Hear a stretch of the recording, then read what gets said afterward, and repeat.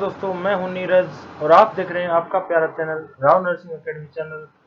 दोस्तों, आज डिस्कस करने वाले हैं इम्पोर्टेंट मेडिकल सर्जिकल नर्सिंग की कुछ इम्पोर्टेंट वन लाइनर्स, जिससे कि डायरेक्ट क्वेश्चन उठते हैं हर नर्सिंग एग्जाम में, इंक्लूडिंग एम्स, इंक्लूडिंग जिपमार, सभी एग्जाम आ लिए उसमें।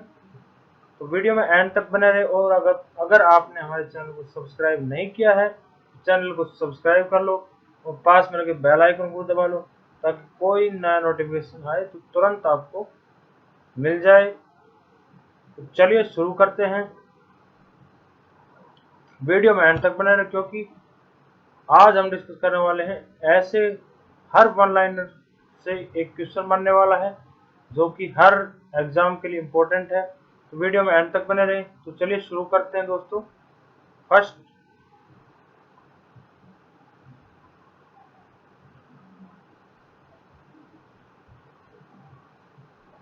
shortness of breath, tachypnea and low BP, tachycardia, diffuse crackles and cough producing pink through the sputum are late sign of coronary edema. Second one,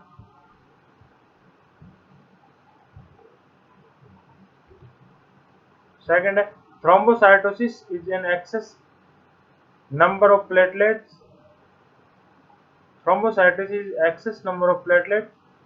Next, the classic symptoms for thrombocytopenia are fatigue and bruising. Very important. Direct question उठते हैं ऐसे हर exam में। What is the classic symptom of this thrombocytopenia, client with thrombocytopenia? तो आपका answer होगा fatigue and bruising. Next, pancytopenia is a reduction in all blood cells. pancytopenia, एक होता है थ्रोम्बोसाइटोपेनिया, एक होता है पैनसाइटोपेनिया। तो पैनसाइटोपेनिया होता है reduction in all blood cells including red blood cell and white blood cell both. Next, idiopathic thrombocytic panic, purpura and disseminated intravascular coagulation cause platelet aggregation and bleeding. Very nice.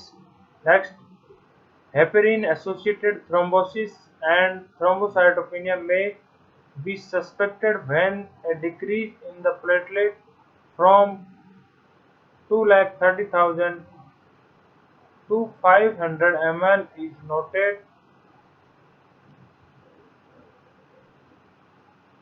in a client who had coronary artery bypass graft.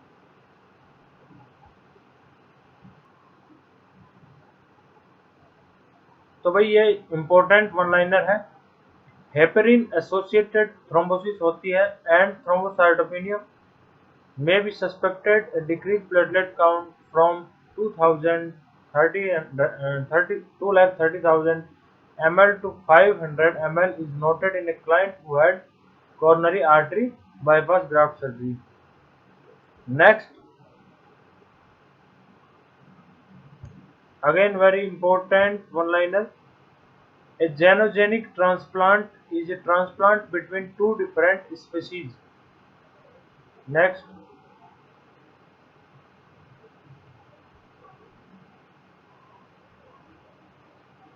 जेनोजेनिक तो होगा to different species के बीच में अगर कोई transplant हो तो उसको जेनोजेनिक transplant बोलते हैं. Next, an allogenic transplant is between two humans.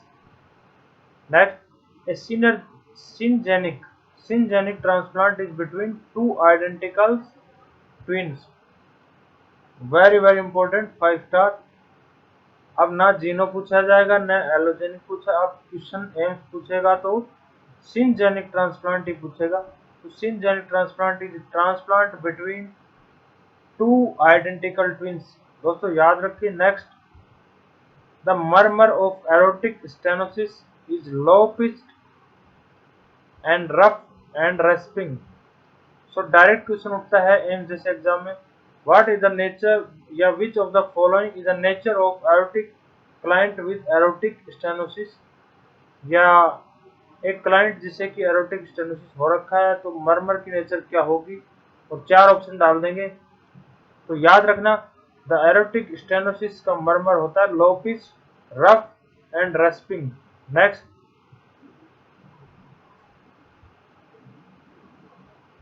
Again one important one-liner from aortic stenosis: the murmur of aortic stenosis is heard loudest in the second intercostal. Remember, अगर क्वेश्चन आ जाए कि erotic stenosis की जो murmur होता है वो heart loudest कहाँ सुनाई देता है, तो आपको ऑप्शन दे दिया जाएगा 4 ऑप्शन। तो आपको 2 वाले पे ही क्लिक करना है। सेकंड इंटरकोस्टल पे लाउडेस्ट सुनाई देता है। Next,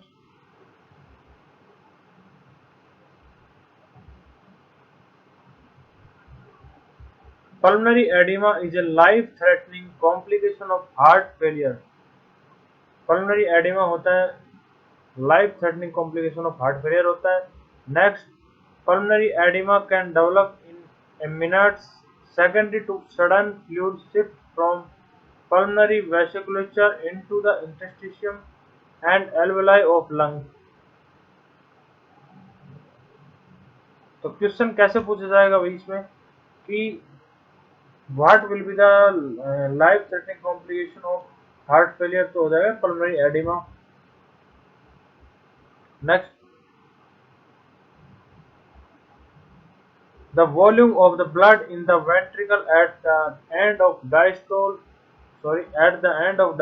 determines preload. Volume of blood in the ventricle at the end of diastole determines preload.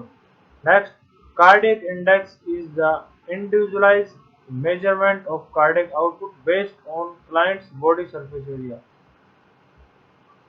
तो जो कार्डियक इंडेक्स होता है वो इंडिविजुअलाइज्ड मेजरमेंट होता है कार्डियक आउटपुट का, जो कि किस पे बेस्ड होता है, क्लाइंट की बॉडी सरफेस पे। नेक्स्ट, तो वीडियो में एंड तक बने रहे, इंपॉर्टेंट वन लाइनर आने शुरू हो गए। मेडिकल सर्जिकल नर्सिंग आपके यू टिप्स पे हो जाएगी, वीडियो के एंड तक बने रहे दोस्तों। नेक्स्ट है very very important, the most common site for melanoma in man is back. Most common site होती मेलानोमा की मैन में होती back. Next, most common pulmonary manifestation of rheumatoid arthritis is pleuritis. Very very 5 star then like one liner है। Most common pulmonary manifestation of rheumatoid arthritis क्या होता है, प्लूराइटिस। Question में डाल देंगे प्लूरिशी या एम्फाइसीमा या निमोनिया, कुछ भी डाल सकते हैं। तो आपका आंसर टिक करना है only pleuritis. Next, the earliest manifestation of ankylosing spondylitis is sacroiliitis. Earliest manifestation और लेट मैनिफेस्टेशन फेवरेट क्वेश्चंस बन गए हैं आजकल एम्स के। तो earliest manifestation of ankylosing spondylitis is sacroiliitis. Next, most common site of cardiac involvement in rheumatoid arthritis is pericardium. तो question यहाँ पे चेंज करके ऐसे पूछा जा सकता है कि which in rheumatoid arthritis which part of heart or which layer of heart is affected mainly। Option अगर डाल दिया जाए एंडोकार्डियम, पेरिकार्डियम, मायोकार्डियम, तो पेरिकार्डियम राइट हो जाएगा। रूमेटॉइड आर्थराइटिस के केस में मेनली जो कार्डियक इन्वॉल्वमेंट होता है वो होता है पेरिकार्डियम का। Next question next one line की तरफ बढ़ते हैं। Most common haematologic abnormality in rheumatoid arthritis is normocytic chromic anaemia. Very very very important question, 10 star then like question है, जितने दें उतने कम है। हेमेटोलॉजिक abnormality in the rheumatoid arthritis is normocytic normochromic anaemia. Next,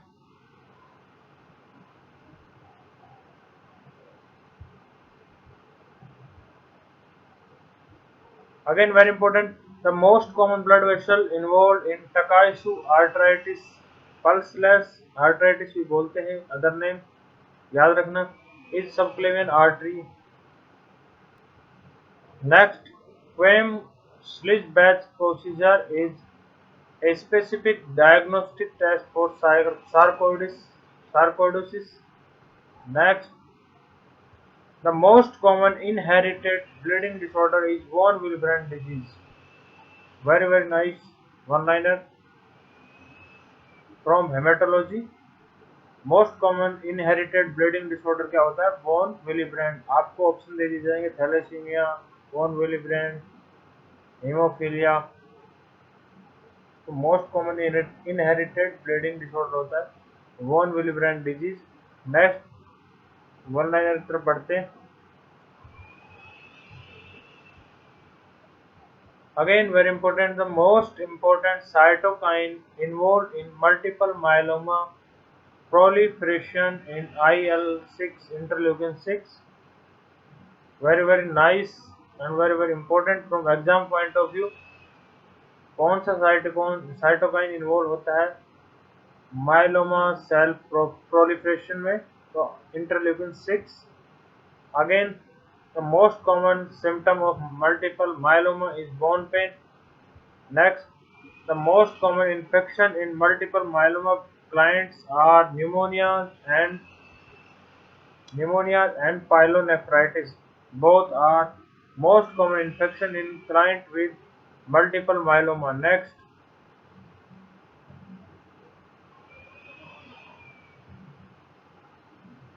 again very important, the most common cause of renal failure in multiple myeloma patients is hypercalcemia. Next, the World Health Organization defines anemia as a hemoglobin level less than 13 gram per dl and in men, and in women 12 gram per dl in women. Next, the normal reticulocyte count is 1 to 2%. Very important from exam point of view। Exam point of view से important है। Normal reticulocyte count होता है 1 से 2%। Next,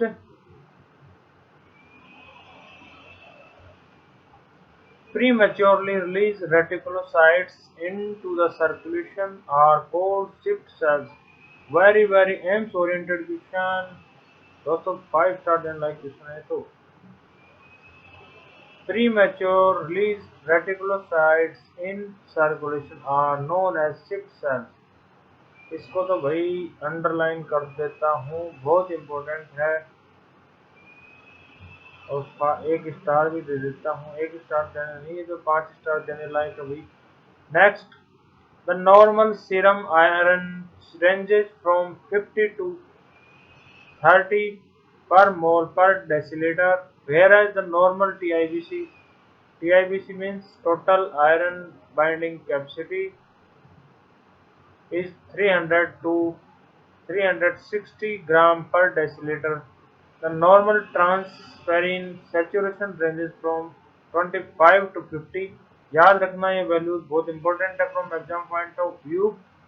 जो normal serum iron level होता है 50 से 130 मोल पर decilitre and TIBC total iron binding capacity होती है 300 से 360 ग्राम पर decilitre.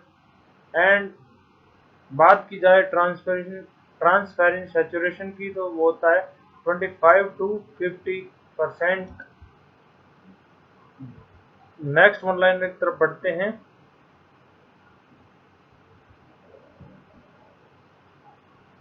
The minimum number of stem sales necessary to support hematopoiesis is estimated to 400 to 500 at any one time।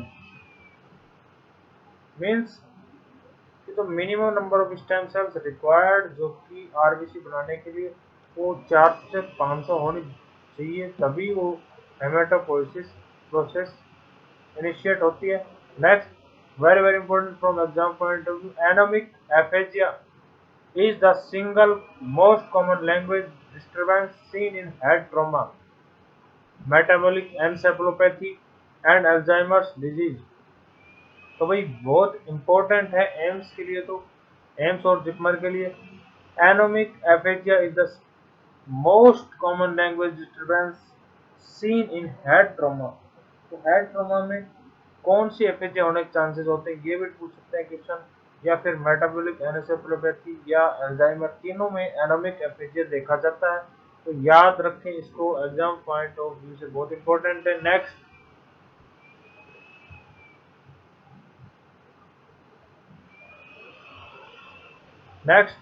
important one-liner from community health nursing: the rash of measles typically spares palm and soles.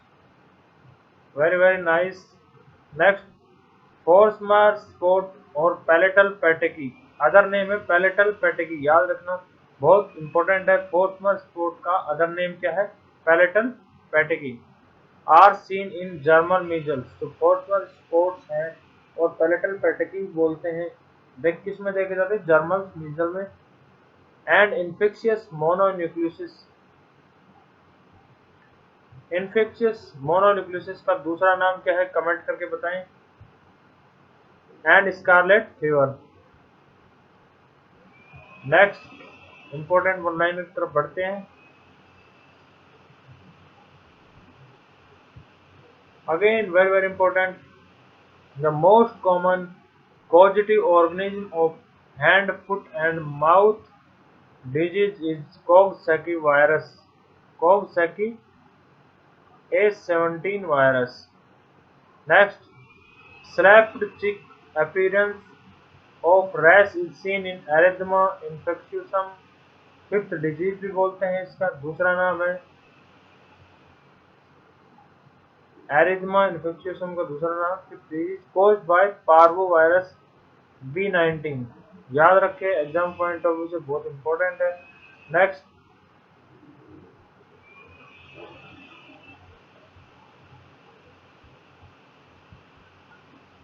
Pastia lines, very important. Pastia lines are acinotated petechiae in body folds seen in scarlet fever. तो question बन सकता है, direct question बनता है ऐसे one liner से कि Pastia lines is the characteristic feature of which of the following, तो आपको टिक करना है scarlet fever. Next, people with D antigen have RH positive blood type. Next, atelectasis develops when there is interference with the normal negative pressure within the lungs, मतलब कि एटेलेक्टिसिस जब develop होता है तो व्हेन देयर इज ए, जब कोई बाधा आती है normal negative pressure that promotes the lung expansion. Next,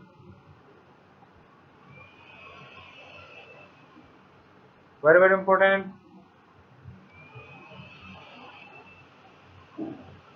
atelectasis is the most common respiratory disorder to occur in first 24 to 48 hours after surgery।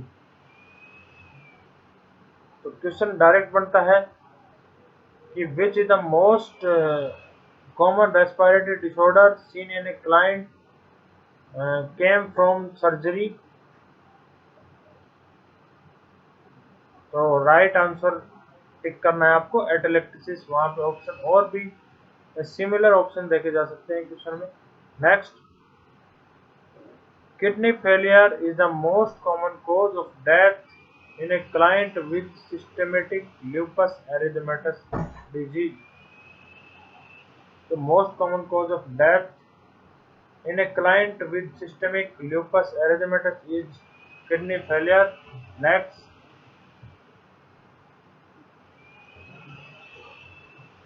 very very important, suppressor T cells reduce the humoral response. Next,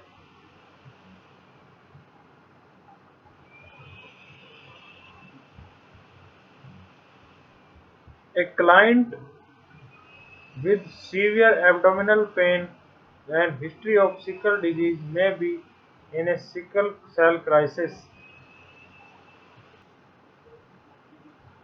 Next, the acute abdominal pain in sickle cell crisis is caused by sickling in mesenteric circulation. Next, Very important. Neutropenia occurs when there is absolute neutrophil count falls below 1000 per ml, reflecting a severe risk for infection. अगर न्यूट्रोपिनिया condition तब बोलते हैं जब neutrophil count 1000 से नीचे आ जाता है, उस केस में रिस्क ऑफ इन्फेक्शन बहुत ज़्यादा रहती है। Next very important, transudate are found in pleural fluid after thoracentesis are substances that have passed through a membrane, usually occur in clients with low protein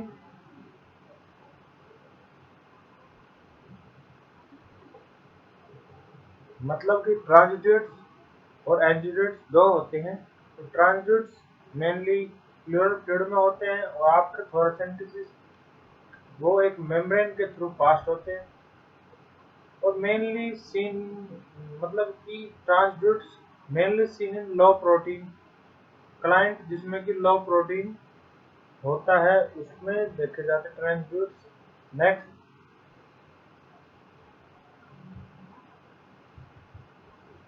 अब आ जाते हैं exudates.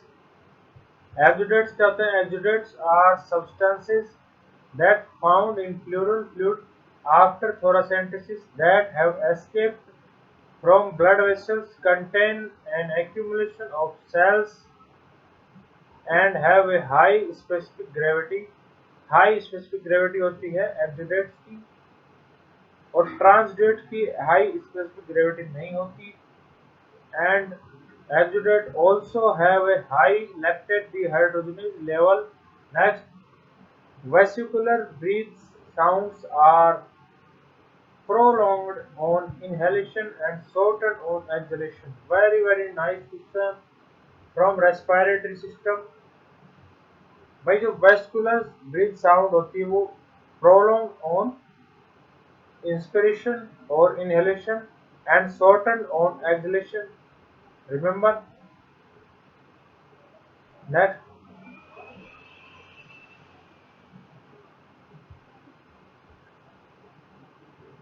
again very important, bronchial breath sounds are discontinuous and loudest during exhalation। So vesicular sounds के बारे में तो हम पढ़ चुके हैं। वेस्टिकुलर साउंड्स होती हैं वो इंस्पिरेशन के दौरान तो प्रोलॉन्ग हो जाती हैं and while expiration the vesicular breath sound are shortened, but in case of bronchial breath sound they are discontinuous and loudest during exhalation। Remember, very important from exam point of view। Next,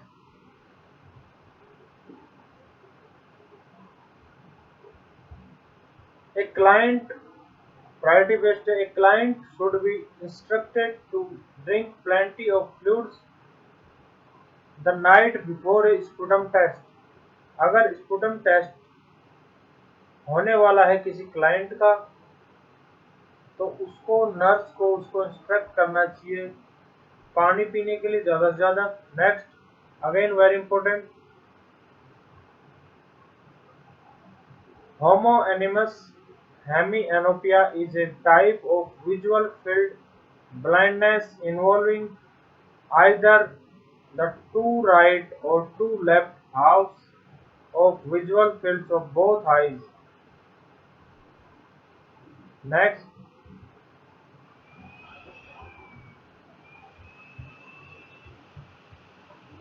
homonymous hemianopia is due to damage of the optic nerves। homonymous hemianopia क्या होता है कि condition होती है two halves of visual field blindness होता है इसमें और ये मेनली इसका कारण होता है कि जो ऑप्टिक नर्व डैमेज होने के कारण होती है mainly. Next, astereognosis is inability to identify common objects through touch alone. Very nice. Astereognosis inability to identify, मतलब किसी ऑब्जेक्ट को आइडेंटिफाई ना कर पाना बाय टच ओनली। तो एस्टेरोग्नोसिस वेरी इंपॉर्टेंट, याद रखना दोस्तों, बहुत इंपॉर्टेंट है। Next,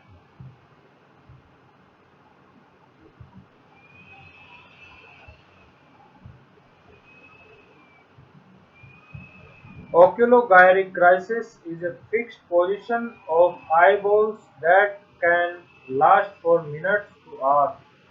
Next, pain after cataract surgery may be indication of hyphema or clouding in anterior chamber or infection। भाई तो क्वेश्चन ऐसे पूछा जाए एग्जाम में कुछ इस तरह कि एक क्लाइंट जिसकी सर्जरी हुई है और सर्जरी सक्सेस होने के बाद क्लाइंट नर्स को बता रहा है कि भाई उसको पेन हो रहा है, तो नर्स क्या एसेस करेगी कि कौन सा डिसऑर्डर हो सकता है या कौन से डिसऑर्डर का इंडिकेशन है। चार ऑप्शन दे दिया जाएगा आपको, राइट आंसर हो जाएगा हाइफेमा। If pain occurs after the cataract surgery, then it may be indication of hyphema। Next,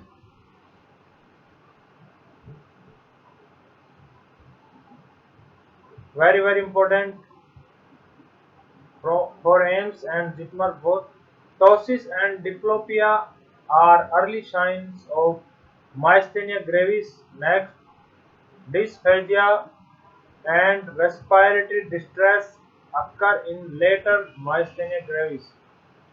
सो बहुत इंपॉर्टेंट क्वेश्चन है एम्स के लिए, तो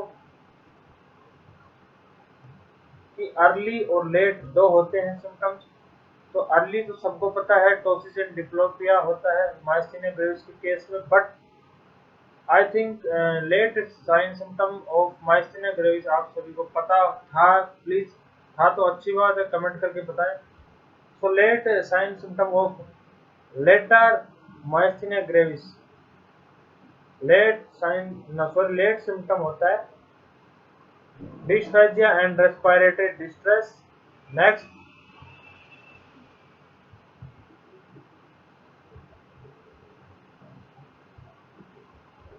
symptoms of myasthenia gravis are typically milder in morning and may be exacerbated by stress or lack of rest। myasthenia gravis case में जो sign और symptom है वो माइल्डर होते हैं मॉर्निंग में, बट अगर स्ट्रेस है उस बंदे में तो बढ़ सकता है साइन सिम्टम, अब्रप्ट राइज हो सकता है साइन सिम्टम्स में अगर स्ट्रेस है क्लाइंट को। नेक्स्ट,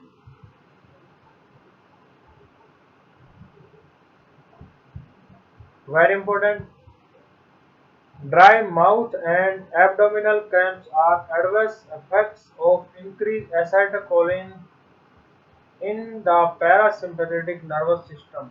भाई ड्राई माउथ और abdominal cramps are adverse effect of increase acetylcholine. Next, the bladder treatment program for a client in rehabilitation for spinal cord injury should begin early and should include intermittent catheterization every 2 to 4 hours। Very important, priority based।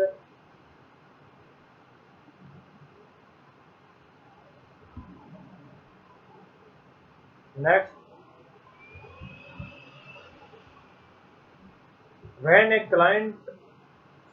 a residual volume is less than 400 ml, the catheterization schedule may advance to every 4 to 6 hours। भाई AIIMS oriented question है, इसका फुटवा ले लो, बहुत important है। Residual volume अगर less than 400 ml है तो catheterisation schedule every 4 to 6 hour nurse रखेगी। Next,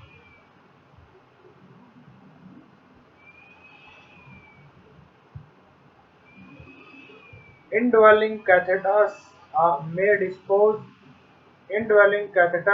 may predispose the client with spinal cord injury to infection and are removed as soon as possible.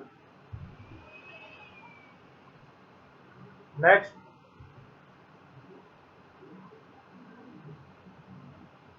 Means indwelling catheters infection cause कर सकते हैं अगर client में spinal cord injury हो रखी है। Next, bradycardia widen pulse and bradypnoea occur with later increase ICP. Means bradycardia widen pulse pressure and bradypnoea ये है later sign symptom of ICP. Next,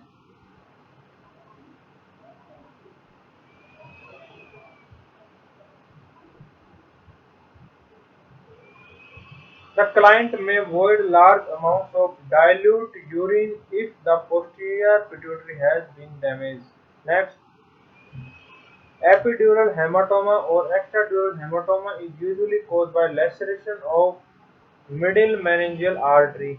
भाई बहुत इंपॉर्टेंट है, जो एक्स्ट्राड्यूरल हेमाटोमा है वो कौन सी आर्टरी के लेसरेशन की वजह से होता है? तो मिडिल मेनिंजियल आर्टरी, याद रखना, वेरी इंपॉर्टेंट है, वन लाइनर। नेक्स्ट,